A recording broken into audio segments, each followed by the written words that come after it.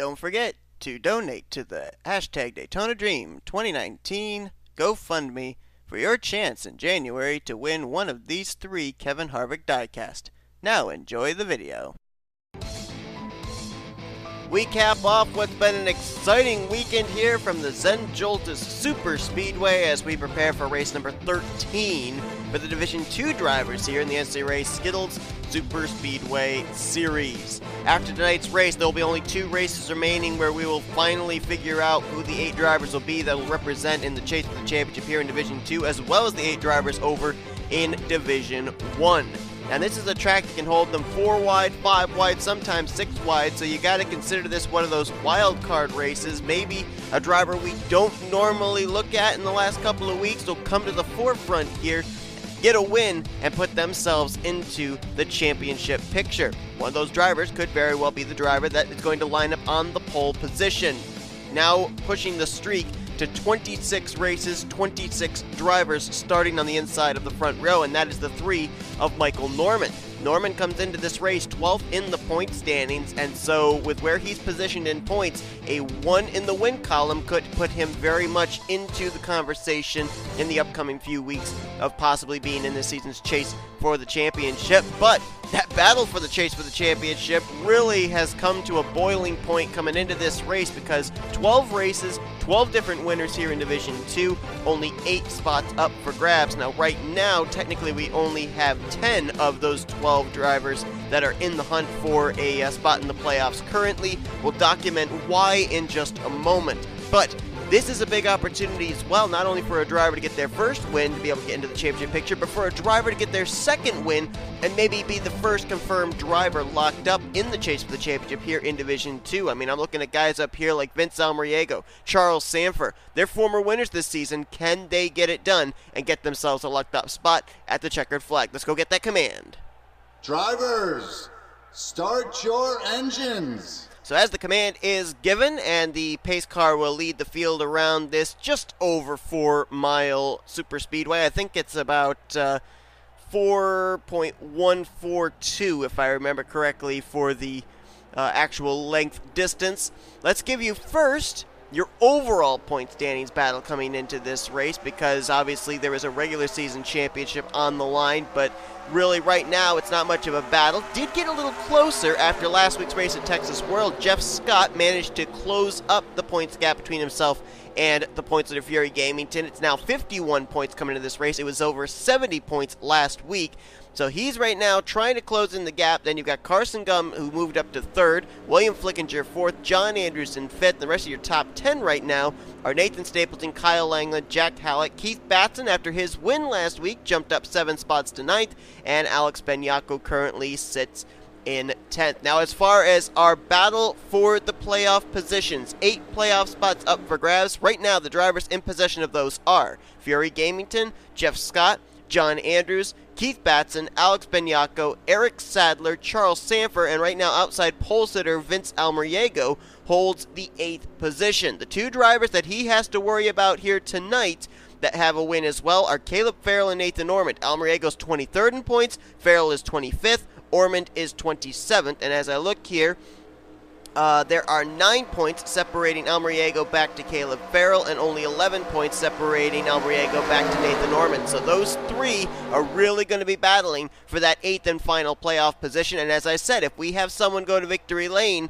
like Michael Norman, you could also fit Alex Gray into that category. Tristen Allen, Kyle Langeland.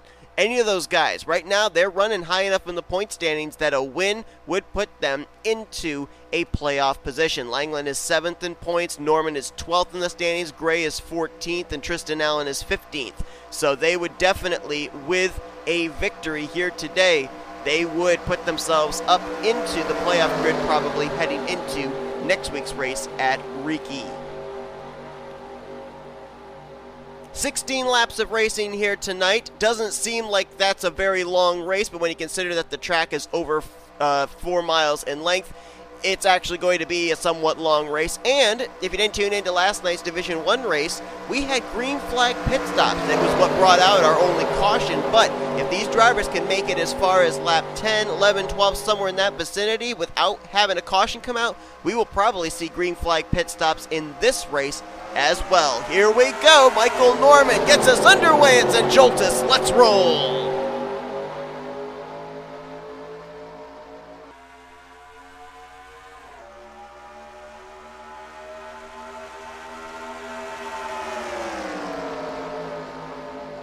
Chevrolet power on the bottom. Norman using Alex Gray. He will clear for the top position.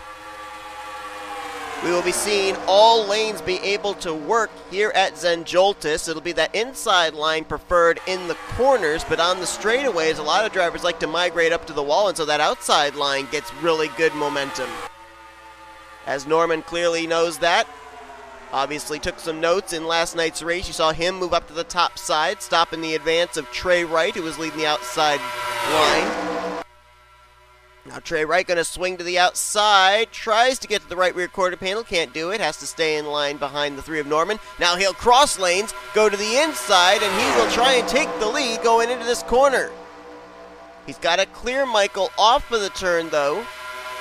I don't think he's quite going to be able to do it, and it's going to be a drag race between Norman and Trey Wright, who's going to lead the first lap. Looks like that outside line might prevail. No! Trey Wright got him. He will get the bonus point for leading that lap. But now he has no friends on the inside line. Vince Almariego now up there with Michael Norman. It's about 2-3 car lengths back to Eric Sadler. That's the closest drafting partner at the moment that Trey Wright has. Trey Wright holding his own, though. Man, 2 cars against 1, and Trey Wright not going away quietly. Now Eric Sadler's going to get to Trey Wright's back bumper, and we could have a pretty good battle going down here into turn 3. Ooh, Norman might be clear, though. Will he be able to tuck down in front of the 34? No, he will not. Trey Wright still doggedly down on that inside line. See drivers way up there on the top side, high side of 4 wide. Alex Gray, Daniel Voyles, James Shelly. They might be all falling back for the moment. William Flickinger way back there. I don't know if he got slowed up or what. I think if they stay 4 wide, he'll be able to stay up here in the draft, but we'll have to wait and see. We'll keep an eye on that. Flickinger comes into this race 4th in the point standings, trying to battle for that overall regular season points championship, so obviously he cannot afford a poor performance here so close towards the end of the regular season. As Trey Wright and Michael Norman, I think at this point they're getting sick of looking to their left and right and seeing each other, because they are still side by side. They got new drafting partners, though. Michael Norman has William Brock behind him. Trey Wright now with a rear decklet full of Rob Evans. And behind them, you got him 3 wide. Levi McIntire leading the inside line. Jake Galloway stuck in the middle, way up top side now with no friends. That is Oneal Balvin as they fan out 4 wide down the straightaway. John Andrews moves up to the middle line, and now Michael Norman's going to get kicked way up to the outside line, 3 wide. That's going to give the lead clear to the Trey Wright machine, the number 34. Levi McIntire might have a good run going into turn 1. Wasn't able to get to the inside, though, as now they are 5 wide behind him. That is Cody Llamas, Jack Hallec, Jordan Lopes, Rob Evans. Settle it out at least a 4 wide here, but they are 5 wide further back. Zachary Fitzwater, that bright orange car in the middle of that, as well as the points leader Fury Gamington. Adam Garcia in that 5 wide situation. Jesse Turner, Benyacko a little bit further ahead. Starting all of a sudden to get really racy here in the middle of the pack, and when they start doing this is when you start to get a little bit nervous if you don't see much daylight, and there's a car down the apron. That's Dillon Young in the 2. Are they going to let him back up, though? Still continuing to run the apron, trying to get back up here. Nobody letting him get back up onto the track, and if they don't let him, then Dillon Young might not be able to hold it down there. He might slide up into somebody. Ooh, got close to Alex Gray, and he does get back up on the track. That was a close call. A tremendous piece of driving by Dillon Young in order to keep that thing from wrecking. So he will lose a lot of positions, obviously, fading to the back of the pack as Levi McIntire now out in front. So far it's been blue ovals at the front of the field. Trey Wright led the first few laps of this race. Now Levi McIntire takes over. Levi McIntire coming into this race 33rd in the point stands. Matter of fact, Levi McIntire last couple of weeks has been doing a good job working his way through the stands. He was majority of the season down around 37, 38, 39th in points.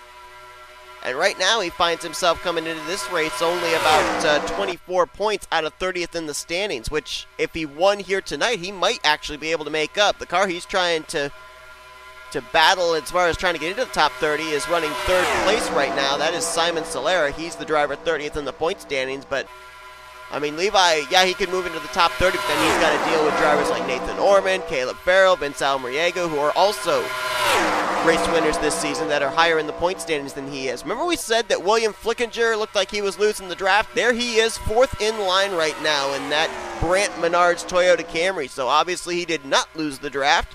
And that car is back up in the pack and now back up and into the top 5. Now looking for third on Simon Salera, who tried to throw the block, and that was close.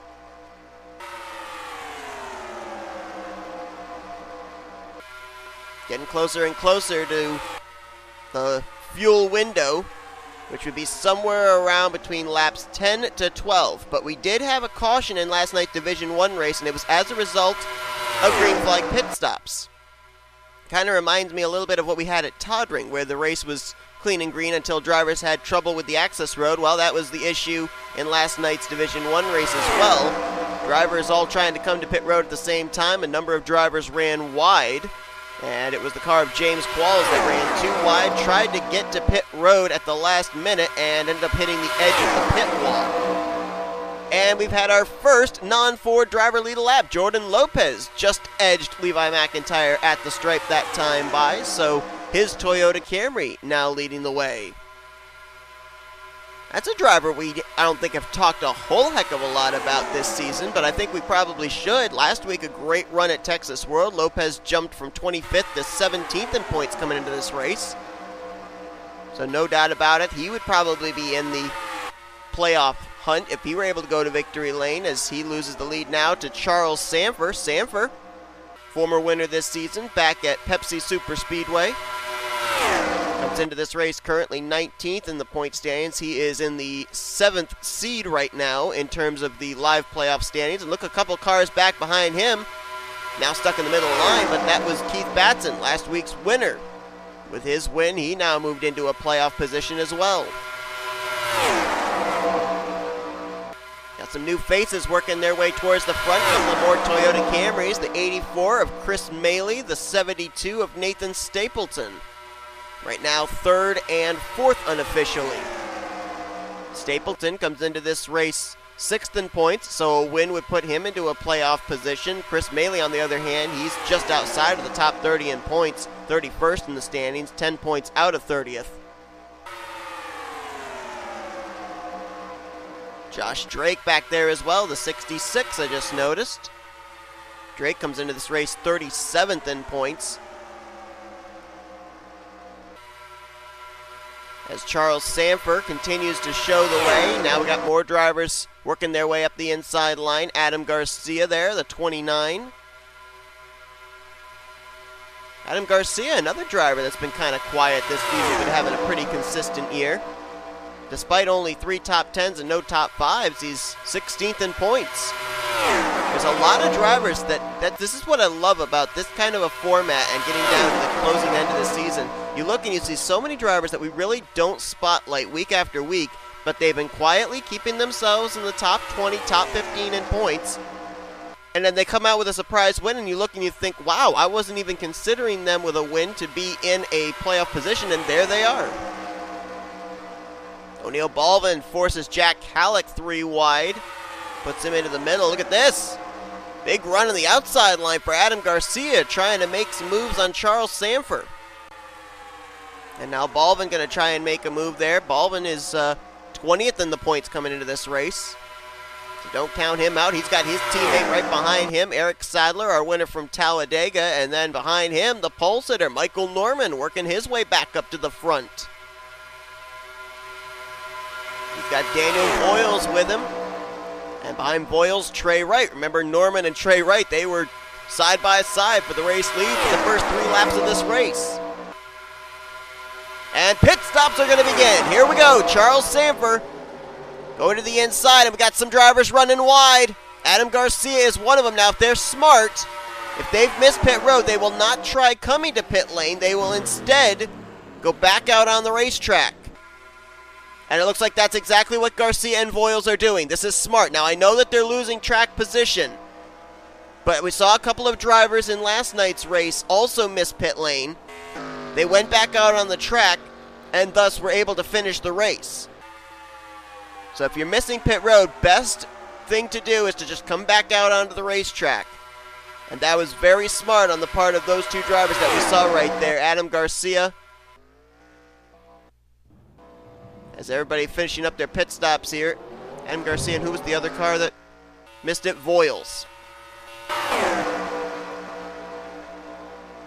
So will we actually get away with everybody being able to make the green flag pit stops without a wreck? That's the question. I think it was the second wave in Division 1 that ended up bringing out the caution, as Jeff Scott is going to hit pit road. Oh, we got a couple cars that ran wide. One was Nathan Stapleton, one was Alex Gray. I think Stapleton's going to make it. Stapleton got it back down there on the access road, and Alex Gray, I don't think he's going to make it. Don't try. He's going to brush the wall, but I think we're okay. I don't think that's going to bring out a caution. No, it is not. So Alex Gray, tough break for him as he misses pit road entry. Adam Garcia is going to make it on, and Daniel Voyles missed it for a second time. Garcia made it on, though. And I believe the race leader is... Well, let's see. Who is the race leader? Race leader, this is actually the battle for the race lead. Karson Gum's going to take the spot.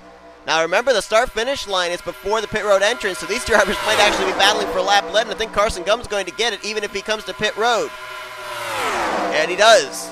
He's on pit road now. Jack Hallec, Zachary Fitzwater, Alexander Rowe, and Vince Almariego hitting pit lane. That turns the race lead back over to Eric Sadler. We've now got 4 drivers, I think, we're waiting on to come to pit lane. You're looking at him here. Sadler, Ormond, Turner, and Llamas. Now, Sadler has the win at Talladega. Ormond has a win at Dragonette, and as we mentioned, he comes into this race 10th of the playoff drivers, so right now he is out of a playoff position. Jesse Turner, wait a minute. I think the 15's out of fuel. He is. So is the 95. We got some cars running out of fuel here. They went 1 lap too long. Turner is out of fuel. And Eric Sadler just ran out of fuel. Oh my goodness, this is huge. Because this could very well hurt Sadler, Ormond, in terms of battling for a position in the playoffs. As Karson Gum leaves pit road, we'll have to see if he cycles around as the race leader or not. He could very well, actually. It's going to be a battle, I think, between him and Charles Sandfer. Eric Sadler, I think, just crossed the line. I think he's going to make it pit road. He's on the access road. Turner and Ormond, they're on the front straightaway trying to make it, but they're going to lose a ton of track position. Cody Llamas way back here. He just exited out of turn 4, but I think that these guys might be able to coast their way at least onto the access road, so it would not bring out a caution if they came to a stop. Let's go back here. There is Karson Gum in the 19. There you see Charles Sandfer in the distance. As Karson Gum hits the line, I believe he is 5th place. Yes, he is, which means he will be the race leader next time by. So right now, he technically would be the leader of this race, and he took it with 4 laps to go. Sandfer right now behind him. Last time by, Sandfer was about 1.6 seconds back, so we'll try and find out what the gap is next time by. But here's the group that really could have something to say about this. You got Trey Wright currently in 3rd, Sedale Salera in 4th, Fitzwater in 5th, Michael Norman there in 6th, and then you got Simon Bloomfield and William Flickinger 7th, 8th, trying to run them down as well. Then 9th place would be Oneal Balvin. Tristen Allen right now would be in 10th. Jeff Scott, James Shelly, William Brock, and Kyle Langeland also in this group that also could have something to say if this pack is able to catch up to Charles Sandfer and Karson Gum.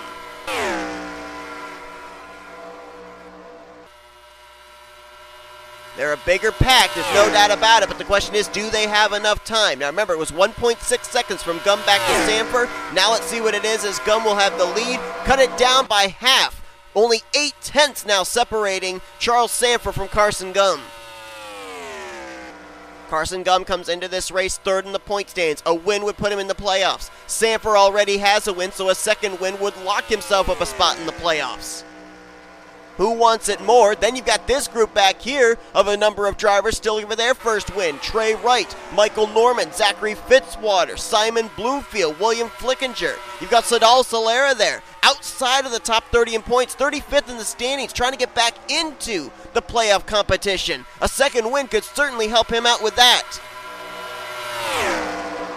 This group was about 2.1 seconds back behind the race leader, and you can see they're already in the same camera shot as second place Charles Sandfer, who is right on the back bumper of Karson Gum. We're going to have about 15, 16 cars still in the hunt for this win before the checkered flag waves, I think.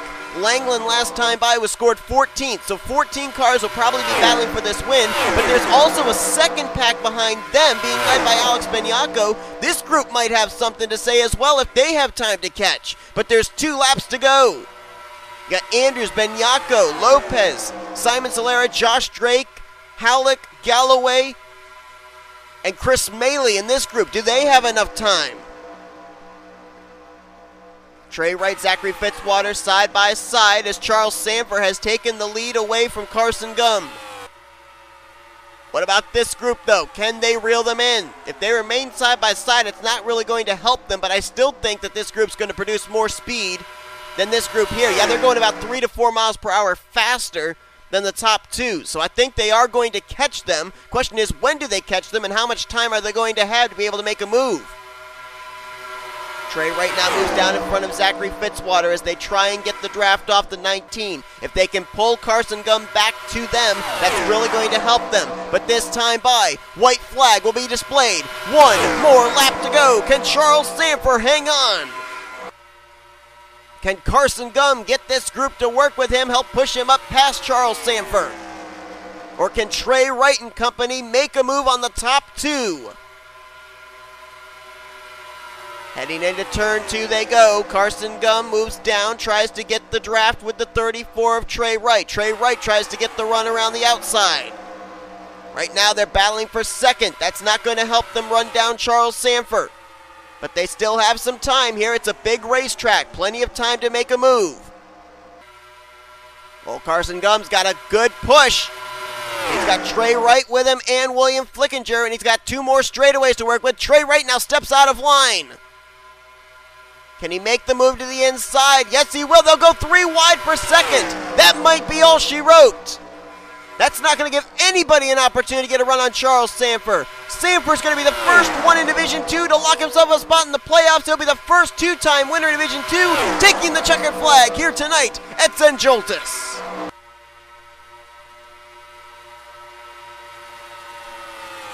Charles Sandfer is now the first confirmed driver in the playoffs here for the Division 2, taking his second checkered flag of the season. He won earlier on at Pepsi Superspeedway, came into this race 19th in the point standing.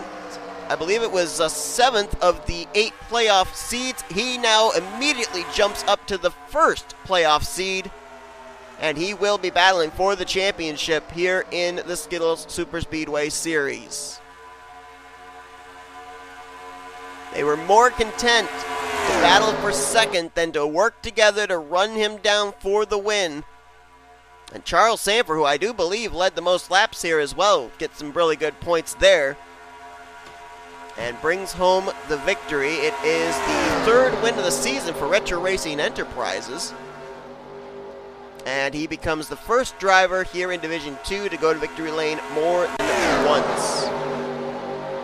Standings are official as Sandfer will pick up the victory. William Flickinger didn't get the win, but he's still trying to get himself into that hunt for the regular season championship, as he'll finish runner-up in 2nd. Trey Wright will finish 3rd. Karson Gum faded back to 4th, but great showing for him as he also has himself in the thick of that regular season championship battle. Tristen Allen will bring it home in 6th with Zachary Fitzwater 7th. Oh, I missed Michael Norman. The pole sitter brings it home in 5th. Great run for him. This will probably move him back up into the top 10 in points. Then the rest of your top 10 were William Brock. Let's see if this moves him back into the top 30 in points. Oneal Balvin and Sedale Salera. Let's see if this moves him back into the top 30 in points as well. James Shelly will bring it home 11th. Jeff Scott trying to continue to close up the gap between himself and Oneal Balvin as he'll finish in 12th. Fury Gamington rather, finished back in 15th. So that's another 13 points that Jeff Scott closed up the gap between himself and the 10 for the regular season championship. Simon Bloomfield brings it home in 13th. Kyle Langeland, he's still in the hunt maybe for the regular season championship as he'll finish 14th. And Josh Drake brings it home in the 15th position. Now, Charles Sandfer has locked himself up a playoff spot, but what about the battle we were talking about between between Almariego, Farrell, and Ormond for that final spot? Well, Almariego, he finished in the 26th position, and the two drivers that were trying to run him down, Farrell and Ormond, we know Ormond ran out of fuel, so he finishes 38th, and Caleb Farrell didn't finish much better. He finishes 35th, so right now as things stand, I do believe that Vince Almariego still, by the skin of his teeth, is holding on to that 8th and final playoff position. But if we end up having a different winner go to victory lane either next week at Riki or the following week at Orlando, he could be in trouble. So Vince Almariego, I think, really needs better finishes than 26th to keep himself in playoff competition. But you look on down here to the rest of the finishing results, and a number of these drivers that finished near the rear were drivers that either missed pit road or ran out of fuel. Drivers such as Ace Garcia, Nathan Ormond, Cody Llamas, Jesse Turner, Daniel Voyles had missed pit road a couple of times. Alex Gray had missed pit road. I believe Alexander Rowe had missed pit road. So a number of these drivers, as a result of missing the pit lane and or running out of fuel, not getting quite the finishes they were looking for. So that is going to do it here from Joltis Super Speedway. Charles Sandfer is your first driver to lock up a playoff spot here, confirmed in Division 2. Hope you guys enjoyed this race. If you did, be sure to give us a like, subscribe, become part of the crew today.